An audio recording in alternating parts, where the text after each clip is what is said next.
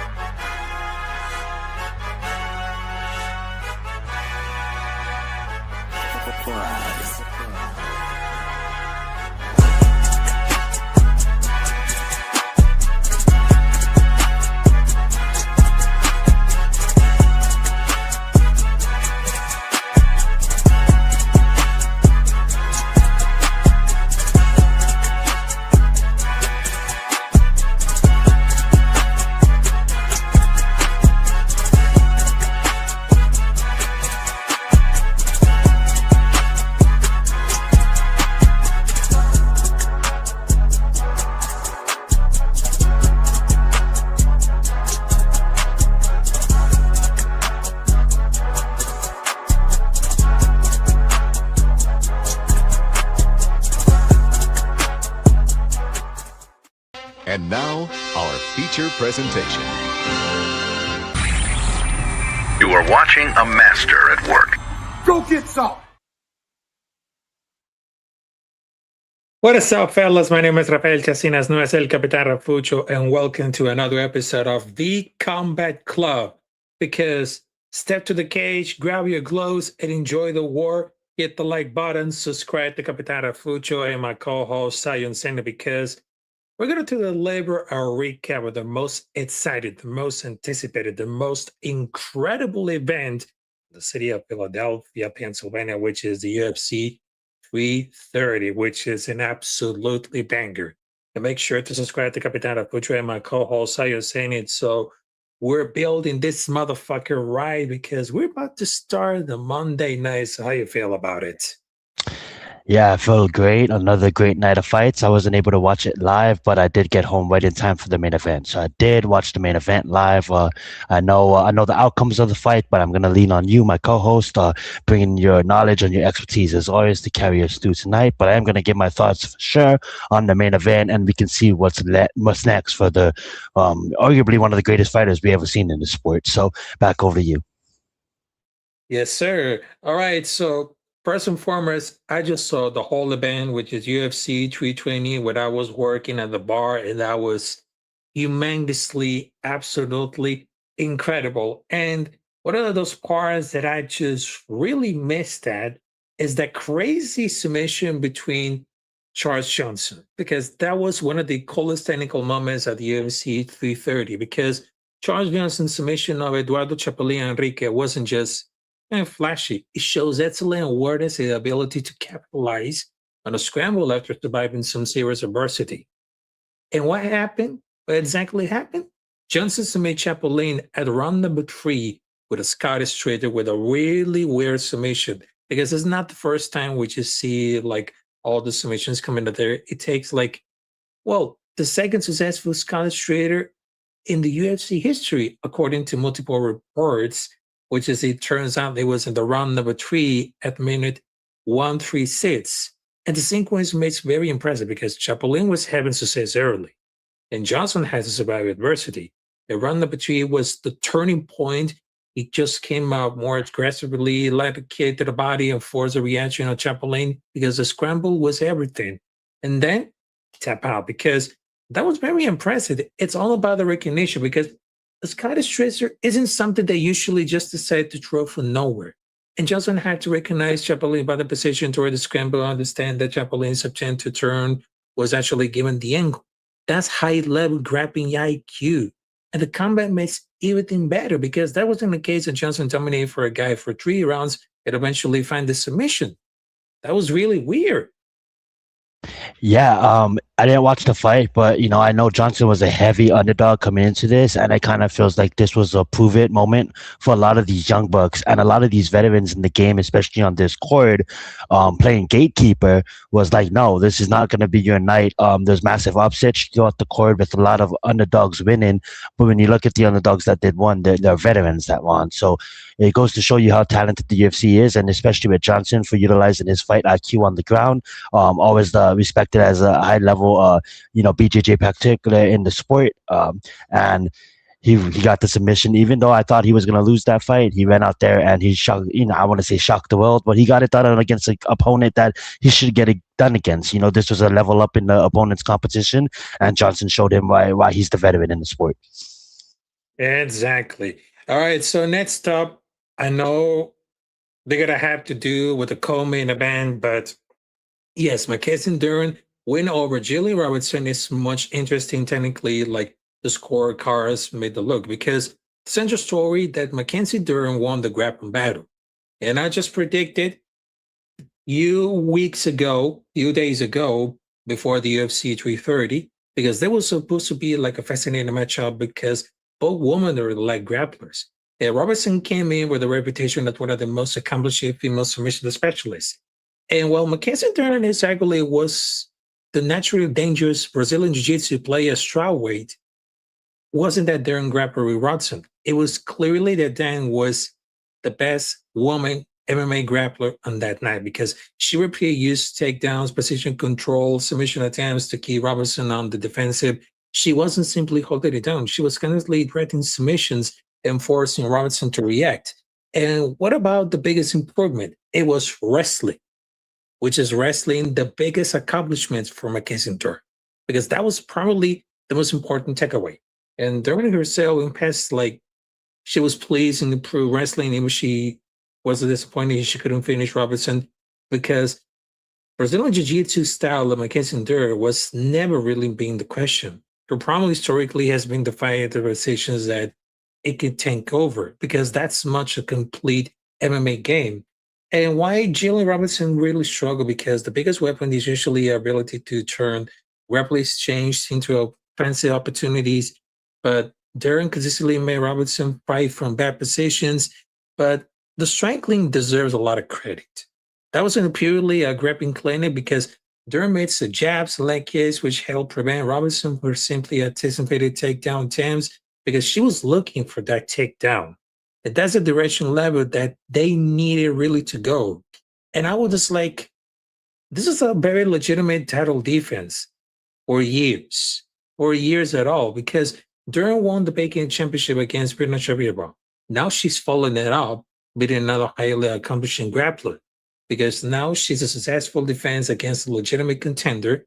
And depending on how you weigh accomplishment against fighters like Sean Whaley, Joanna Tresley, Rosna Mahunas, Carlos Peranza, and about for the loss of Jalen Robertson, I wouldn't call it a disaster because she entered the fight on a 5-fight winning streak, earning the title opportunity, and was trying to win her first UFC championship that she really wanted. I mean, her next step, she probably not immediately chasing another title shot.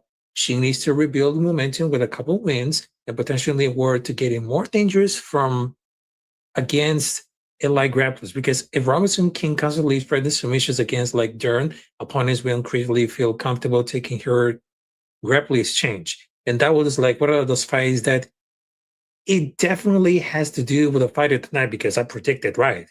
It has to do with the fight of the night between two incredible women who has a great resume in Brazilian Jiu-Jitsu and grappling. Yeah, going into this fight, I thought Julian was in the right, Robinson was in the right position to get this done. I didn't really respect Mackenzie Dern as a champion enough. When I looked at her rise to becoming a champion, I just think that she didn't really have the toughest schedule. But regardless of it, she showed Saturday night why she is the champion. She looked good out there. I watched a little bit of the highlights. When you look at Julian Robertson, her ground game was phenomenal going into this fight. And it sounded like hearing back from you, like Mackenzie Dern backed her up with the strikings and always put her in bad positions, and that's what you get out of this fight. When you look at Julian Robertson, is how do I get better? How do I go back to the drawing board? And how do I go on another one to get this other championship shot? And I think that's exactly what she does. Because when you look at a fighter like Mackenzie Dern is looking and is the best in that division, being the champion, she has gotten better. She didn't take the champion and be like the championship and just stay stagnant. She improved, and that's what we want to see out of our champions, right? We want to see them go in there and have a high level fight, a high IQ fight, and it looks like that is exactly what Mackenzie Dern did. Showed her ability to not only strike on the feet but also put herself in the better of the positions. So shout out to Mackenzie Dern for getting it done.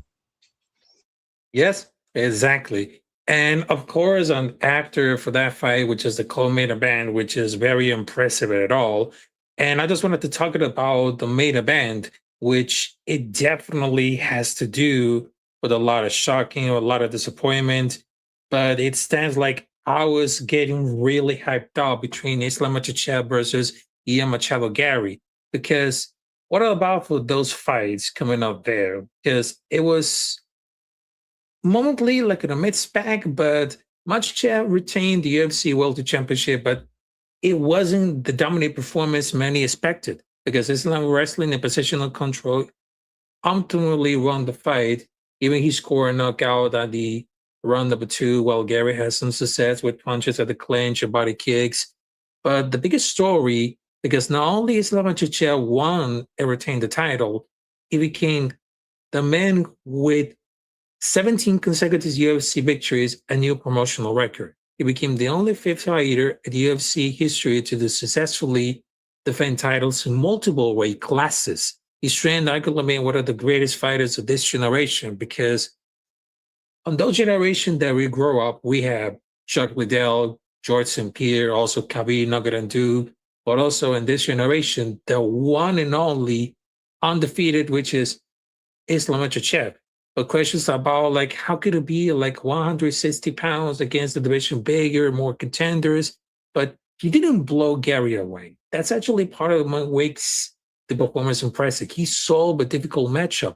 At lightweight, Islam could physically overwhelm many opponents. At welterweight, he's dealing with large athletes. And Gary showed that Islam is not going to simply run through everybody at 170, which is particularly interesting.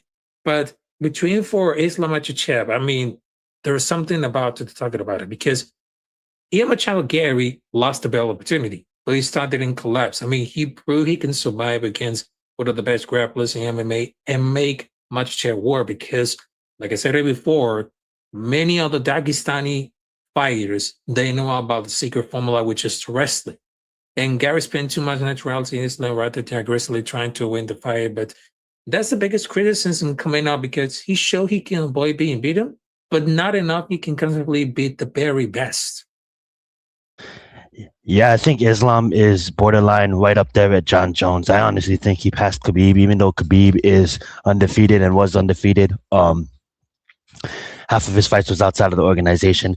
And when you look at what Islam's done inside of the organization, the amazing streak that he's been on ever since getting clipped, and he got caught early on in his career, and that's a lesson that he learned. Not only did his striking improve, but his all around game improved. And you talk about his grappling, that side of the world just knows how to get it done. That's why when Russia was competing in world competitions, Russian wrestling was always top dogs. And when you look at it, like that style is such a diffuser when it comes to high level striking. Ian Gary has one of the best strikings in all of MMA. He was certainly in position and deservedly so for that title shot.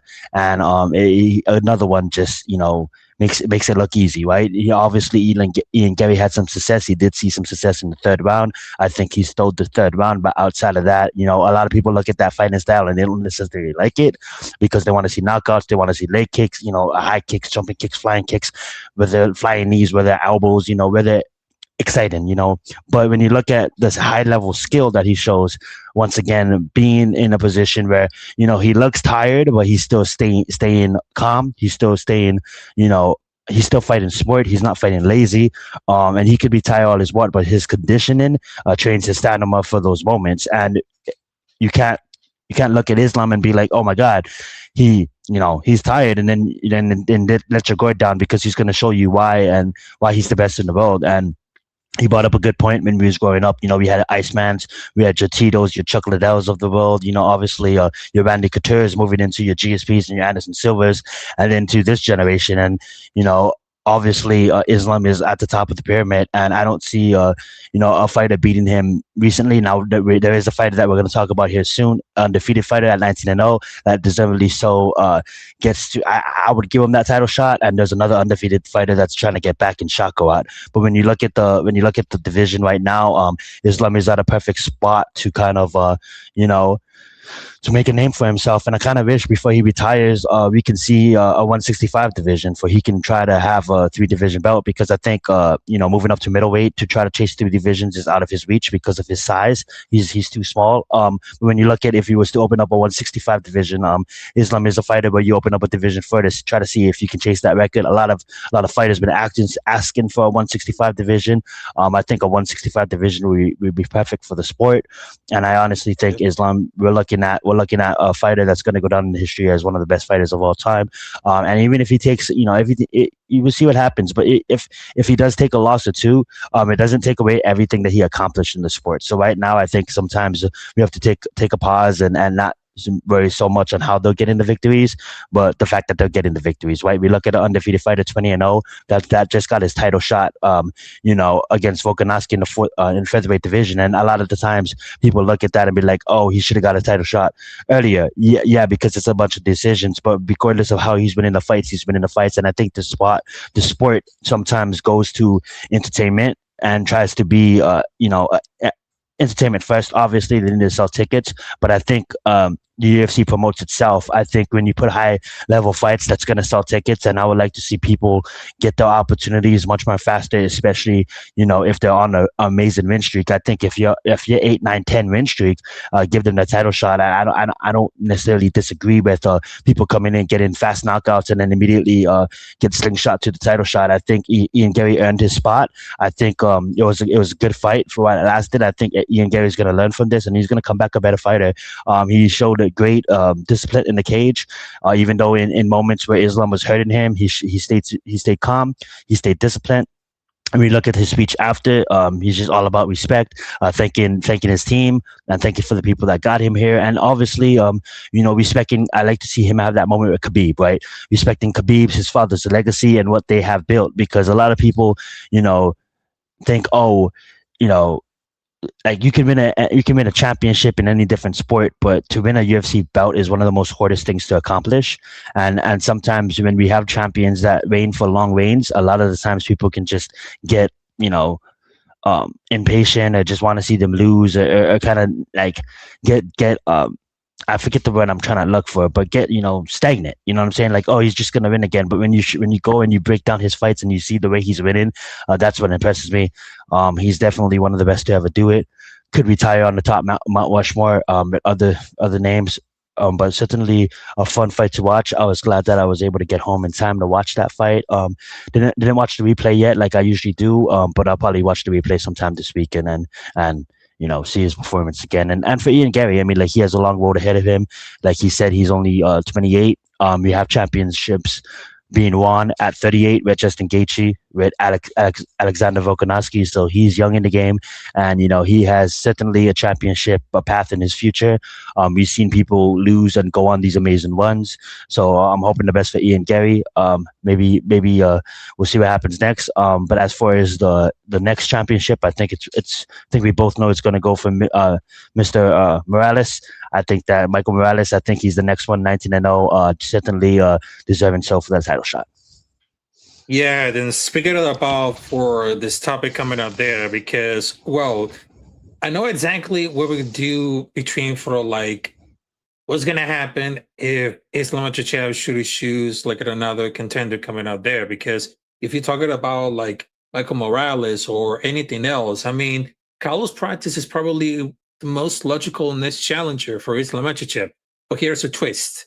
Prates already lost to Islam Makhachev. That makes the matchmaking much more interesting, because after UFC 330, Islam keeps on questioning while Prates and Michael Morales were matched against each other to establish the next number one contender. He said the bold legitimate threats that he wants to defend again before the end of 2026, if it's possible.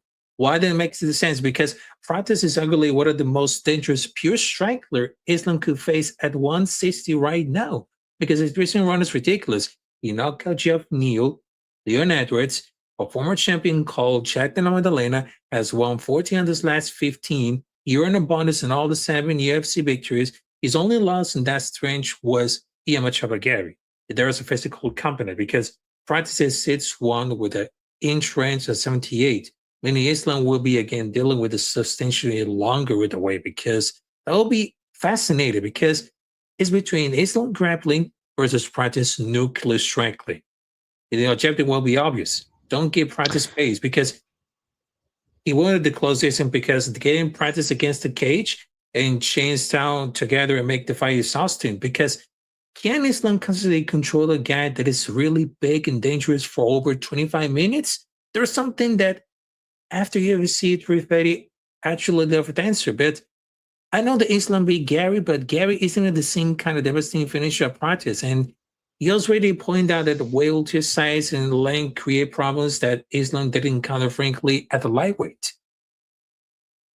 I think when you look at Prates, I think he's a great striker, but I honestly truly believe that Ian Gary is a better striker, and Prates has that long, skinny frame, similar to Ian's. I just kind of think that Islam tires him out. He gets a hold of him, and it's a bunch of mat returns. It's a bunch of what we've seen against Ian Gary.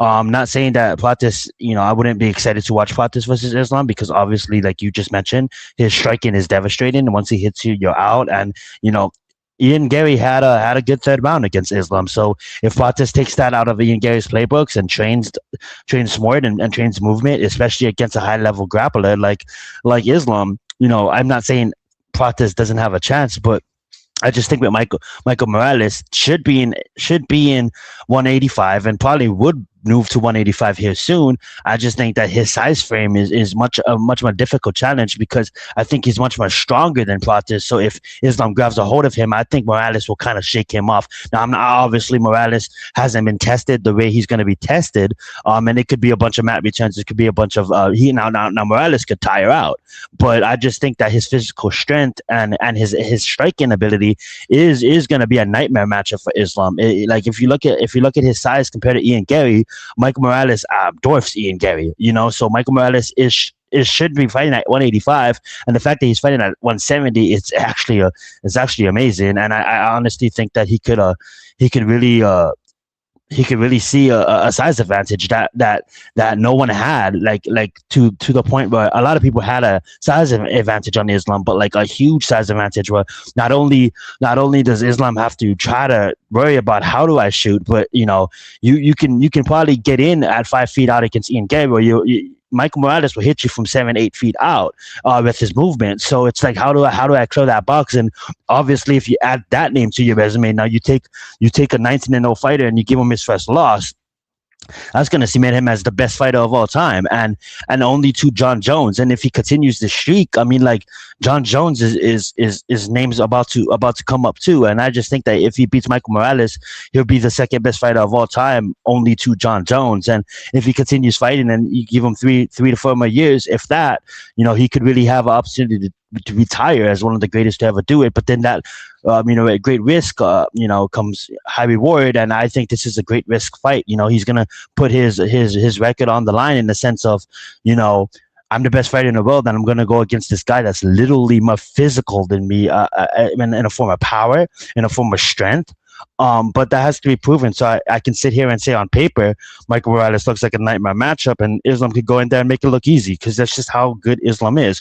But I just kind of feel like, as much as I respect Pratis, I just think I would know the outcome of that fight. I'll probably be submission Islam by round 3.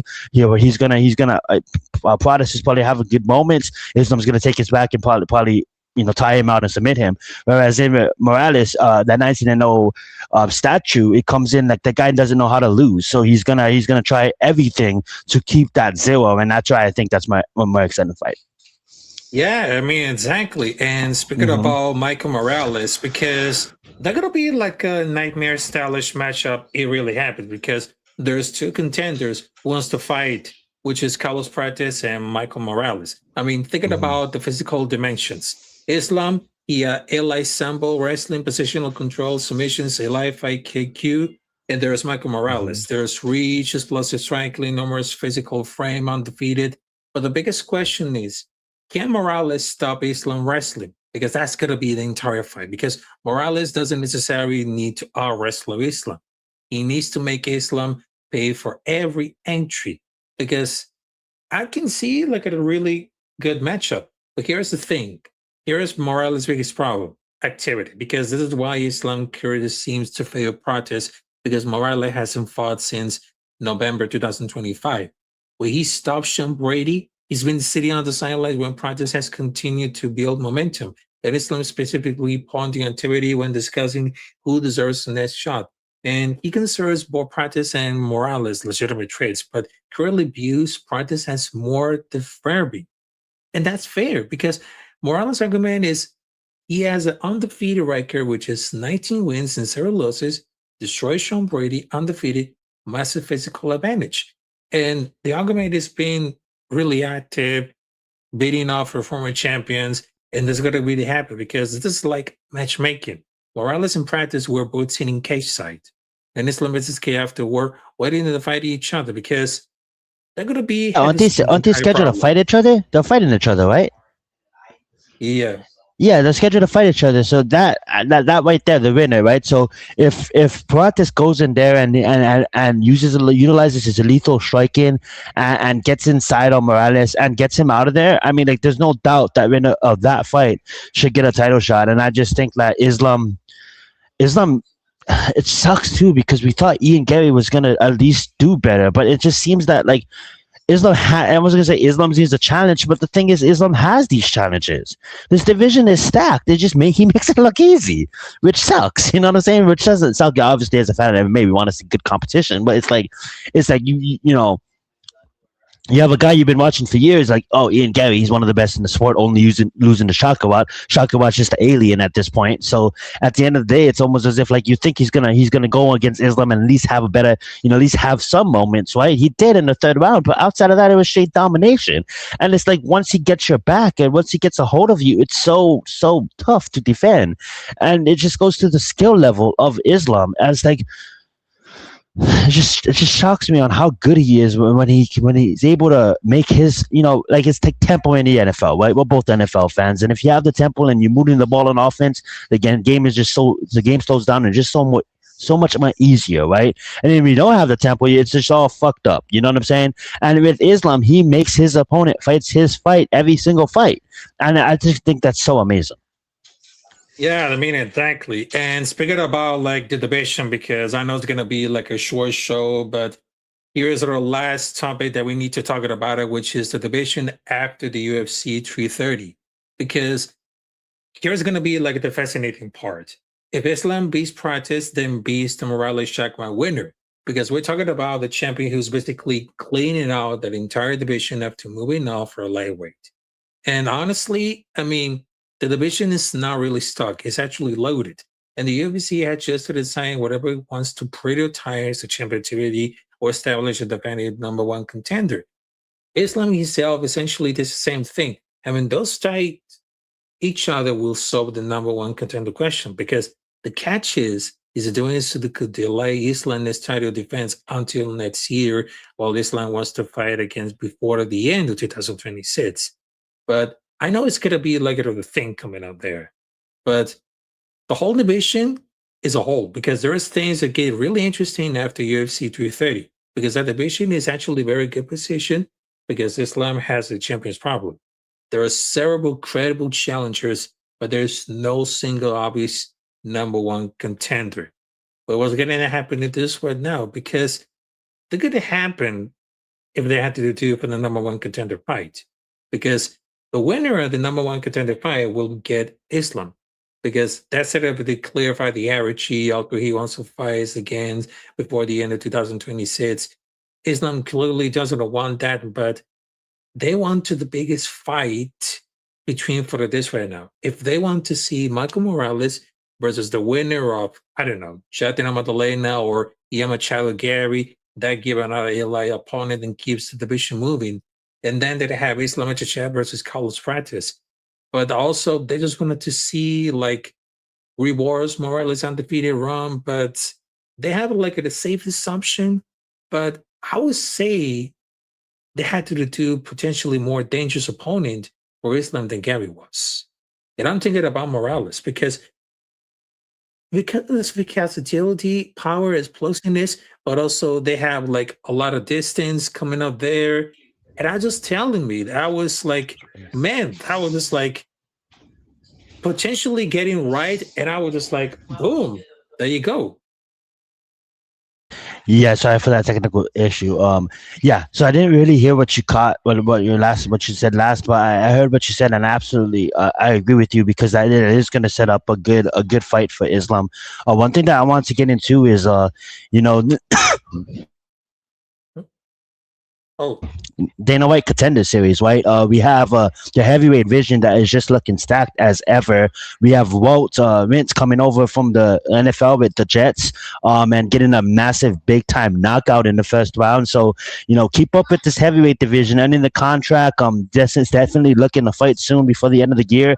And then we have Hassan, man, from out of Indonesia, the Indo Ninja, definitely putting in the work. So, Dana White Contender Series has definitely been a fast start. Season 10.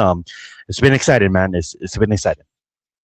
Yeah, I'm really excited about it. And I just wanted to tell you, thank you guys for joining this episode of the Combat Club. I know it's a short show, but we just recap the best and, of course, a little bit of wars at the UFC 330, because I know summer is really stacked right now. Then the next fight is going to be in Sacramento, California. So we're going to do like a big preview coming up there. UFC Sacramento coming up there. So make sure to subscribe to Capitán Rafucho and my co-host Zion Zenith, because we'll deliver another episode, another banger of the Combat Club. So thank you very much, and I hope you see you there next time. So let's get it.